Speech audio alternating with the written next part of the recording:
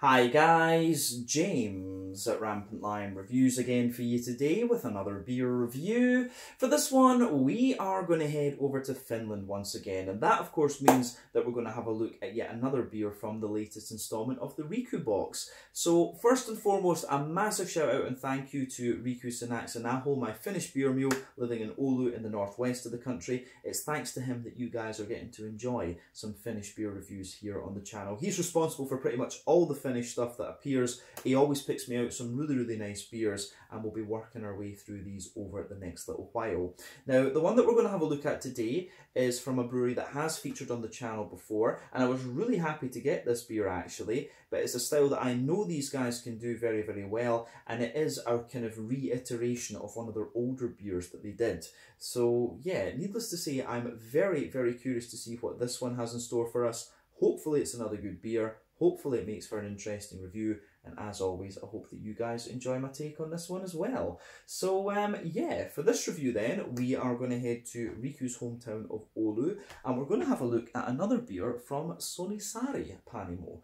So this particular beer is called Aasi. It is the 2021 edition. It comes in at 11% ABV, and this one is an old school Russian Imperial Stout. So yeah, there's a bit of a story behind this beer. This is one of the ones that I think Riku gifted to me, but in one of the other boxes he sent me a beer which was called Aasin Potku, if I remember the name correctly, which meant donkey kick. So the name of this beer, Aasi, is like an ass as in a donkey.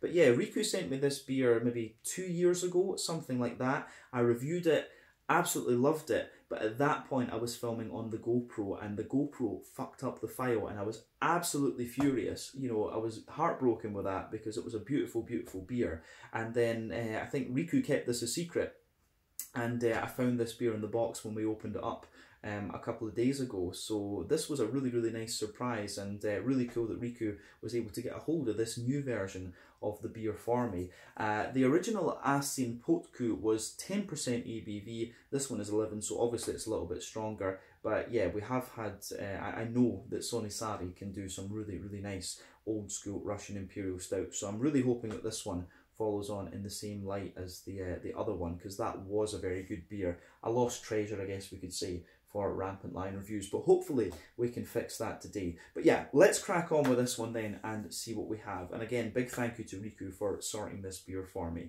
So yeah, as always with my reviews, I'll tell you a little bit about the brewery before we taste the beer. If you want to get straight to the tasting, just fast forward.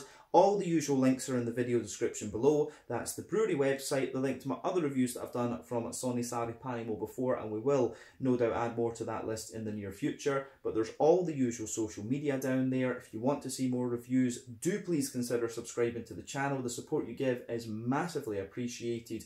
And you can, of course, go into the channel homepage and search for beer using the geography tagging system. Use the search bar, put in your hometown, state, county, whatever, and if I've reviewed beers from that area, they should pop up. Of course, you can check out the playlist of beers from different countries there as well, and you'll find this one in the Finnish playlist. So, yeah, let's go on then and have a wee look at the notes for Sonnisari Panimo. So, Sonnisari Panimo, as I've mentioned to you already, are based in Riku's hometown of Oulu, and the company was founded back in 2014, but they sold their first beers in May of 2015. But these guys were the first brewery in Oulu for about 10 years after Oulun Panimo in the town centre closed down.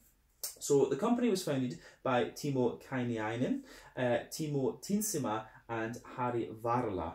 Apologies for any bad Finnish pronunciations, but it's Timo K who is the head brewer and CEO of the company. But initially, they started running the brewery on weekends, and they were producing just a very small amount, about 1,500 litres of beer per month. But after the first year, they expanded rapidly after they opened up a share issue, and this allowed them to quadruple their capacity to 14,000 litres of beer per month, and also invest in new bottling equipment. And this was where the company really started to kick off. But at this point, Timo began to work full-time at the brewery, and then Kalle joined part-time in the brewing activities, and they now have Oli in the brew team as well. But the name Sonnisari translates into English as Bull Island, and apparently this could have been very different, but Sonnisaari is a small island next to the centre of Oulu, and it's quite well known. It was supposed to have been intended to house a plague hospital in the 19th century, but in the early days the brewery came very close to being founded in Toppila, and the guys were determined that the name would be something local to the Oulu area.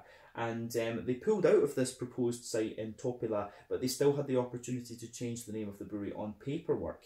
But the name Sonisaari had been floated previously, and Timo T had actually drawn a picture of a bull logo that he felt matched very well with the first beer that they were going to release, which was quite a heavily hopped IPA. And so this just kind of fit together, and they went with the name Sonnisaari, Bull Island, as the name of the brewery. But the brewery itself can be found in the south of the city, and as of November 2022, when I'm filming this review for you, these guys have produced 210 different kinds of beer, and we've had a few styles from these guys actually. They seem to be a very solid all-round brewery. So as I say, I reviewed an Imperial Stout from them before the file disappeared. I fucking hate GoPros. We've had barley wines from them. I think we've had a black IPA, and I think we had a West Coast IPA from them at one stage as well, if I remember correctly. But yeah, the beers that I've had from these guys have been really pretty damn solid. So yeah, I think Riku's quite lucky actually. He seems to have some really good breweries up there. I mean, Maistila, Sonnisaari, Nilo seem pretty good as well actually. And then they've got Hyloodon, who are producing some really nice lagers fairly locally to Oulu as well. So yeah, interesting to try these beers from Finland, of course. And yeah, Sonnisaari are pretty damn solid in my experience. But yeah, that is all I can really tell you about the brewery for the moment. If you want to learn more about these guys, you can check out the brewery website. You can follow them on Facebook and Instagram to keep up to date with all the latest goings on. And you can, of course, check out the Untappd page to learn more about the different beers, or you can have a look at some of the other reviews that I've done from these guys in the past.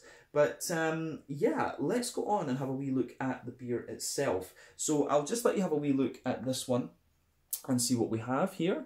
You can see the artwork on this one is very similar to what we had from the Aasi Potku. I should also point out that Aasi, they do have a stout beer that is simply called Aasi, and that is 7% ABV. So yeah, that is like a kind of lower ABV American stout. So maybe this one is more of an amped up version of that. But yeah, I think Aasi Potku was originally an amped up version of that too. So yeah, these three beers, as far as I know, are all related. If someone from the brewery watches, they'll correct me in the comments section if I'm wrong about that. But you can see plain black bottle cap on this one. It's a 330 milliliter bottle. I don't know what this beer would cost actually. I'm pretty sure this is one of the ones that Riku kind of gifted to me. There were a few bottles in there that he did just put in for me to enjoy. I think some of them were actually given to him by the local breweries as well.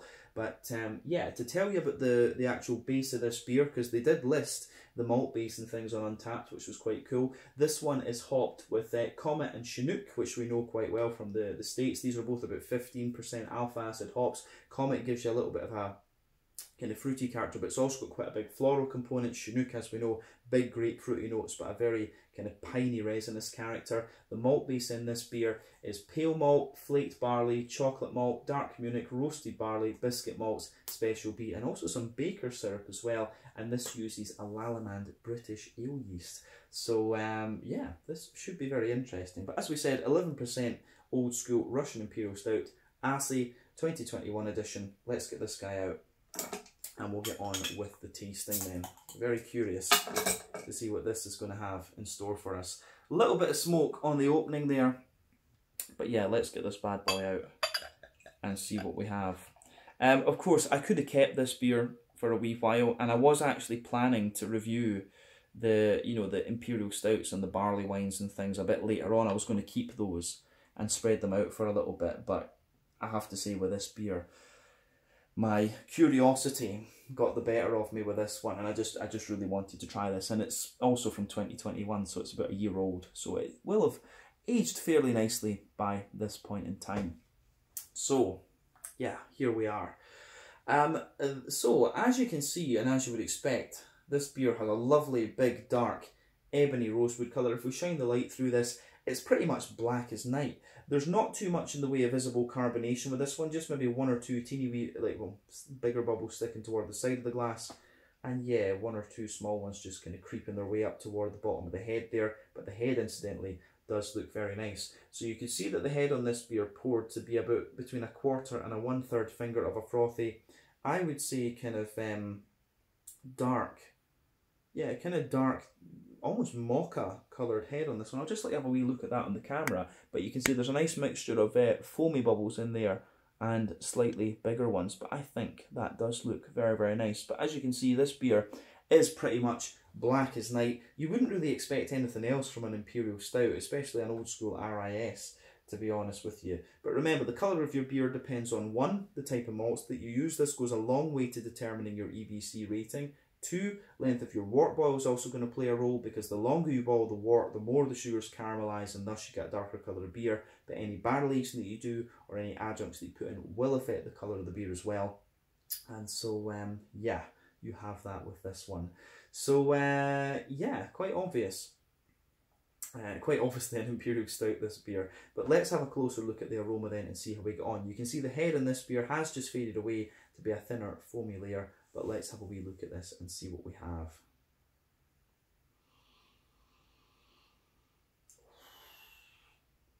Yeah, this thing is a bit of a beast.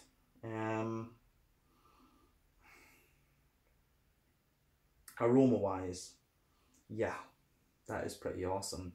So, in terms of the Russian Imperial Stouts, it has this lovely cleanliness to it, which, as I say, you quite often get with Nordic beers. So yeah, you've got this lovely cleanliness to this one, but at the same time you've got everything you'd expect of the style. A bit of roastiness, a bit of kind of, you know, oily sweetness, and then a little bit of an almost kind of almost cakey character, but there's a wee bit of red fruit and there is a wee bit of hoppy character in there as well. This beer, I'm pretty sure, I'll try not to knock my little table there, but this beer I think will be pretty damn good actually. So let's just take a wee look at that and see what we have.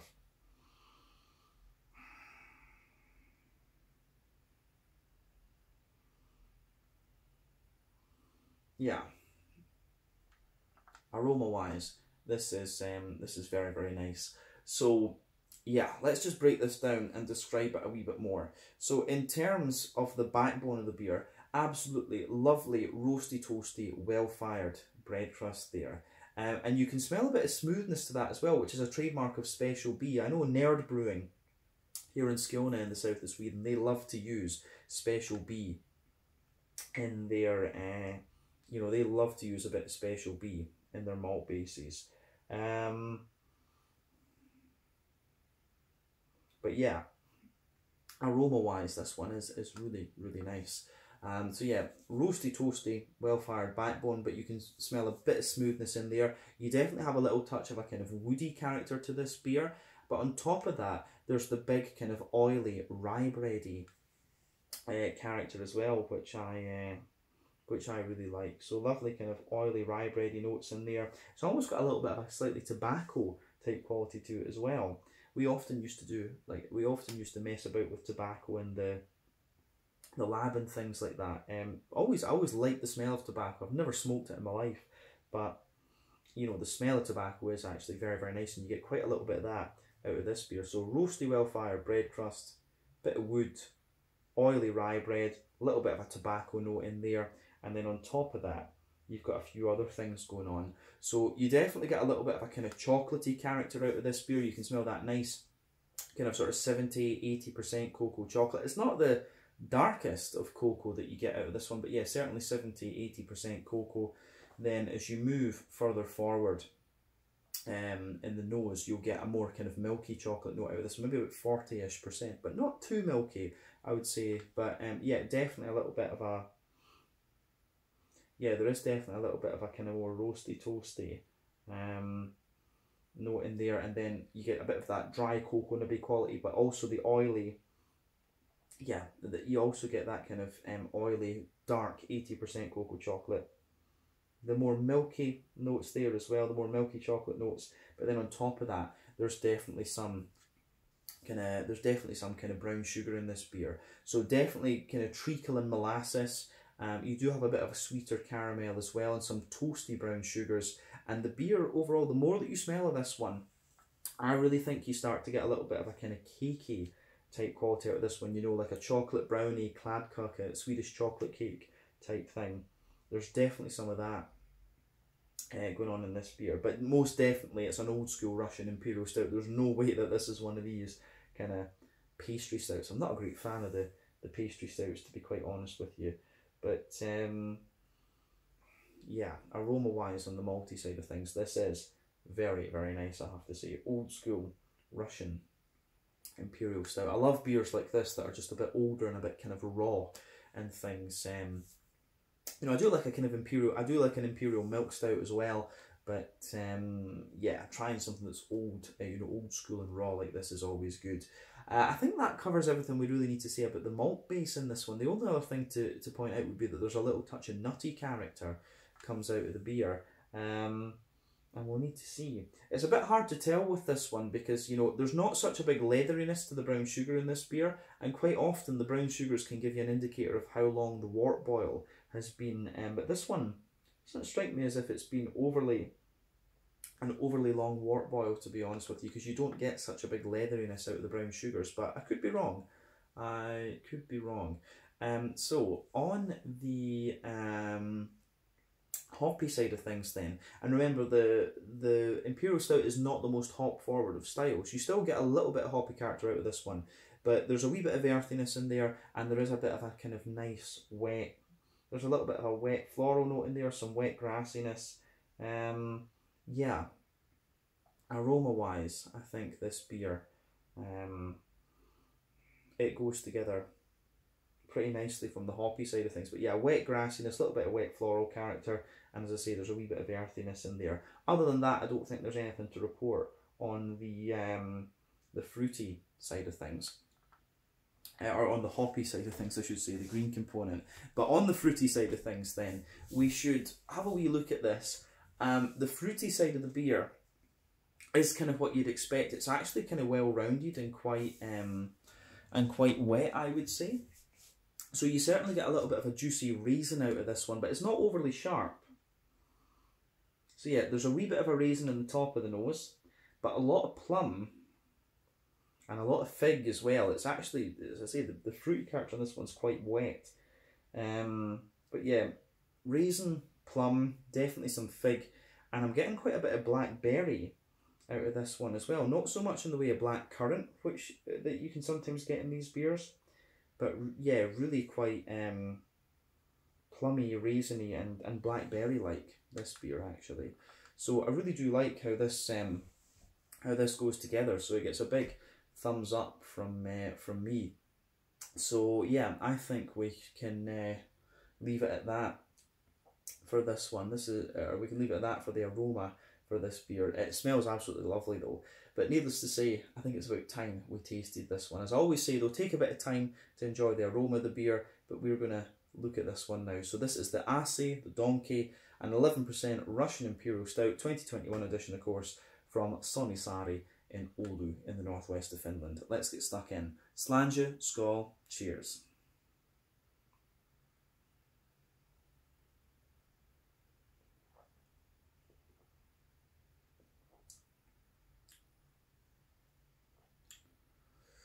Yeah, that's pretty damn good, I have to say. Proper, big, old school, roasty toasty Russian Imperial Stout. Yeah, I have to admit, since Riku started organising these boxes for me, I do like that, you know. The Finns like to drink this thing called sati, and it's this big, smoky, junipery, woody, oily thing, but they love, you know, you can see from that why they love kind of roasty toasty flavours, smokiness and so on. And some of the Russian Imperial Stouts that you'll get from Finland are, you know, just really, really damn good. And this one, it just has everything you would want from this style. There's so many like pastry stouts and stuff out there these days. To me, they're a bit boring. I've never been a great fan of the kind of granola flavour that you get in some of these beers. But to come back and try something that's as old school and just kind of raw and punchy as this is very, very cool. You know, if this beer came out, say, what would it be, you know, like 2012, 2013, something like that, people would be going crazy for this thing. This is a really, really damn good Russian Imperial Stout. The other one that we tried, the Aasi, I think was just a wee bit smoother than this one. Maybe the bottle was a little bit older and it had kind of mellowed out a bit more, but you know, that doesn't matter. I mean, we're quite clear on the fact that Sonnisari can do some really good Imperial Stouts. I'd love to see them try like an Imperial Milk Stout actually, and see what their smoother side of things are like, because the other one, as I say, it was a wee bit smoother, but still kind of roasty and toasty like this. But lovely beer, so a massive thumbs up to them once again, and again, a huge thank you to Riku for remembering and getting this bottle for me. That was pretty awesome of him to do.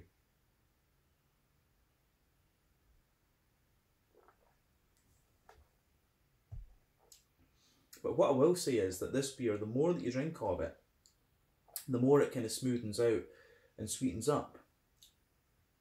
So yeah, I do like, as I say, I like how that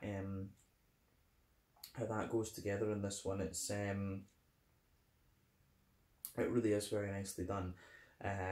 So yeah, let's break this down and describe it for you then. The middle of your palate, you've got that nice kind of roasty, toasty, well-fired backbone, and that really lingers into the aftertaste. I mean, that's going to be the special B that's giving you that. I'm used to this with Nerd Brewing from here in Skåne in southern Sweden. But yeah, lovely roasty, toasty, well-fired backbone that lingers into the aftertaste. As you go toward the middle, toward the front of that middle third of your palate, you get a little bit of woodiness in there, but above the roasty, toasty, well-fired backbone, you do have a little bit of a more kind of mellow bread crusty character in there, and then above that you start to get the kind of sweeter, almost rye bread type quality out of the beer.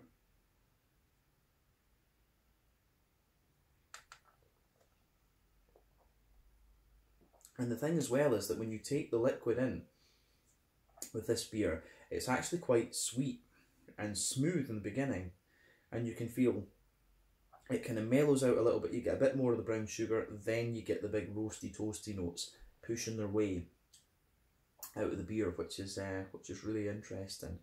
But yeah, as I say, roasty, toasty, well-fired bread crust, a more kind of like rye bread crust, and then you get this kind of almost oily rye type bread flavour there. Above that, you start to get the kind of wholemeal brown bready notes, and those are a bit taller, I think, in the flavour. And then everything else kind of sits above that. So yeah, it's a very layered beer, this one, in terms of the flavour. Like I say, toward the front of that middle third of your palate, you get a little bit of woodiness. Within the bready notes, there is also a little touch of nuttiness starts to come out as well, particularly at the front of that middle third of the palate. Above the wholemeal brown bready character though, you start to get the chocolatey notes out of the beer. So let's look at that. So we'll start at the back of that middle third of your palate then for this one.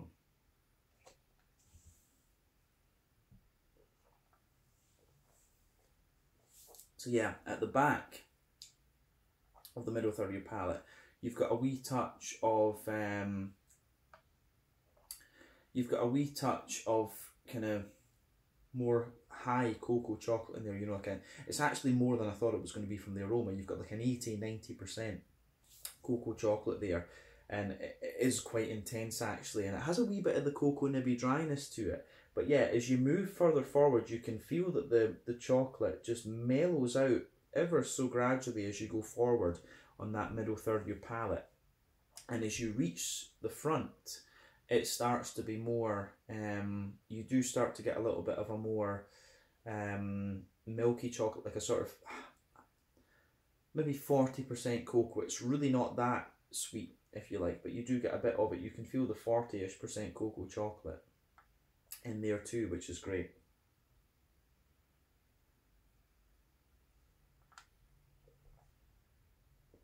So yeah, roasty, toasty, kind of dry chocolate at the back, 80-90% cocoa, And as you come forward toward the front of that middle third of the palate, it's a little bit more like a kind of 30–40% cocoa chocolate, which is really nice. Above all of that, you've got the brown sugary notes there. And it's kind of interesting. I've been trying to figure out with this one. I don't know if this beer is double mash or what. It certainly has the density to be that, and it wouldn't surprise me. But at the same time, it might just be the kind of sheer power of the special B in this one. And it's also, at the same, I say this beer is like roasty and toasty and smooth and things, but you can still feel a little bit of that Nordic cleanliness to it that I often talk about in these beers. So yeah, it's really nice in that sense. But as I say, above the kind of chocolatey layer, you've got the brown sugars. So in the middle of your palate, you've got this nice kind of circle there. The base of that is like a toasty brown sugar, but then you have this more leathery one that sits on top of that. So that makes me think that maybe this beer has had a slightly longer wort boil, but it doesn't feel madly long. I know that the guys at Nerd Brewing leave the wort boiling overnight, and you get this huge big leathery thickness out of it. This one isn't quite as leathery as that, but yeah, there's roasty toasty brown sugars, there's the kind of more leathery treacly molasses sort of thing above it, but then in the dead centre of your palate you've got a sweet kind of caramelly note in there on top, and then as you move further below that you get the treacle molasses. So it's a very layered brown sugar. So from the top,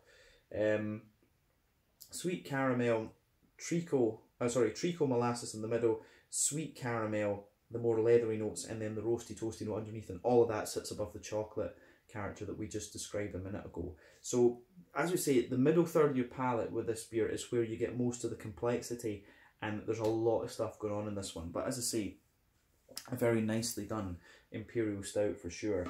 Let's go on to the back third of the palate then.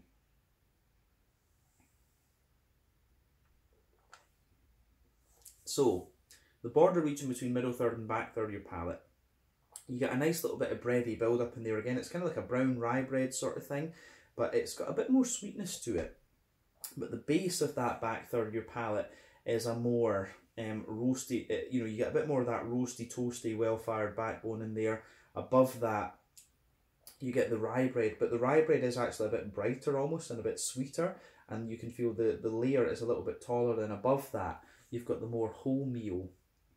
You do have the more kind of wholemeal, brown bready sort of thing coming out of it as well. So yeah, the way that the beer goes together in that regard, I think, is very, very nice. So yeah, toasty, well-fired bread crust. Then yeah, and it's quite dry. Remember that the more bitter and dry flavours come out further back on the palate, the sweeter ones come out further forward. But yeah, really dry, well-fired bread crust. A bit more of a kind of wholemeal brown bready sort of thing. Then more rye bread. Then a wholemeal brown bread layer above that, which is really quite tall and quite airy, and then above that you start to get some of the more yeasty esters out of the beer, so you can feel it's like a very light, airy, farmhousey, grainy bread sort of thing. So that's kind of interesting, and it's almost got a little bit of honeycomb character, but we can definitely say that on the back third of the palate the flavour is definitely taller, and as we come further forward it just condenses down and squashes together that little bit more. So yeah, I do like how the malty base in this beer goes together. I can feel the booze in this beer going to my head already, but 11%, when it's an 11% Imperial Stout, I'm sure you can understand that. But very, very nice beer, this one. And it is as good as I remember the Aasi being, but a little bit drier, I think. But that could just be down to the fact, I think the Aasi was maybe about 2 years old at the time that I had it, but this one is a little bit fresher than that, just about 1 year old.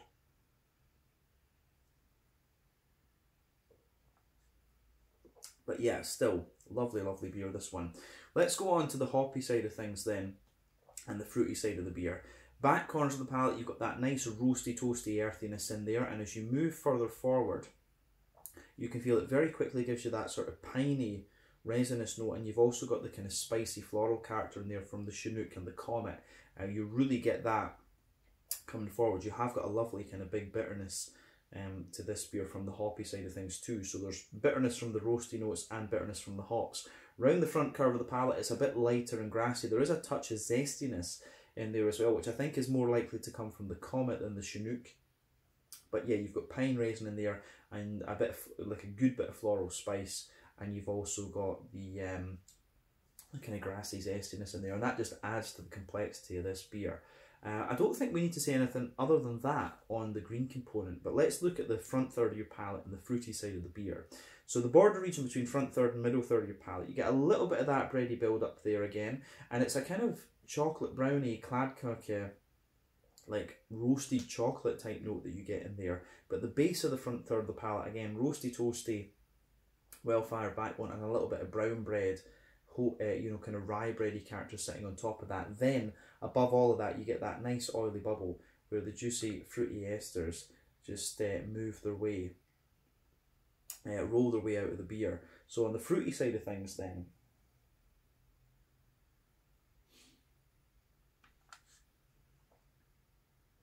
it is kind of as I thought it was going to be from the aroma. There's a lovely, it's quite bright and juicy red fruits and berries and things that you get out of this beer. So when you take it in, you've got a little bit of that raisiny sharpness to it, which I think works really well. So that sits on the top of the back half of the front third of your palate. Then underneath that you get the juicy plums, and then the base of the back half of the front third of your palate is the more oily figgy character. But what you'll see is that as you move further forward toward the front half of the front third of your palate, you get a little bit more of a kind of the fig starts to become a more black curranty type flavour, and then on top of that there's this oily blackberry sort of thing. And that kind of, the blackberry, it doesn't have a tartness to it, but it's got a really nice brightness to it, and that lingers the further into the aftertaste. So yeah, raisins, plums, fig, blackberry further for black currant further forward, and then blackberry on top of that. So the fruity notes in this one are really quite bright. I think it's probably the Chinook that's going to give you most of these flavours. I don't think I've had Comet too often in an Imperial Stout, but it wouldn't surprise me that if it contributed somewhat to the fruitiness, it probably does. But yeah, the fruity notes in this one are very bright and nice and juicy, and again it gets a big thumbs up from me. Yeah, I think we can leave it at that for the flavour side of this beer. Really just very roasty, toasty and quite bitter Russian Imperial Stout, this one. But yeah, the more that you drink of it, that kind of mellows out, the beer smoothens out, and as I say, you've got these lovely fruity characters on top of it as well. But Sonnisari have done another awesome awesome job with this particular beer. So as I say, it seems that you've got three of these things. So you've got the Aasi, which is the 7% American Stout. You had the Aasi Potku a few years ago, the Donkey Kick, which was a 10% Russian Imperial Stout, and now you've got this one, the Aasi 21, which is a new version of one of those two beers. I guess it's probably more a new version of the Aasi Potku. But yeah, lovely beer this one, proper old school Russian Imperial Stout, really like it. Let's round off with the mouthfeel then. So for me, this beer, it's kind of bottom end of full bodied to the middle side of full bodied for me.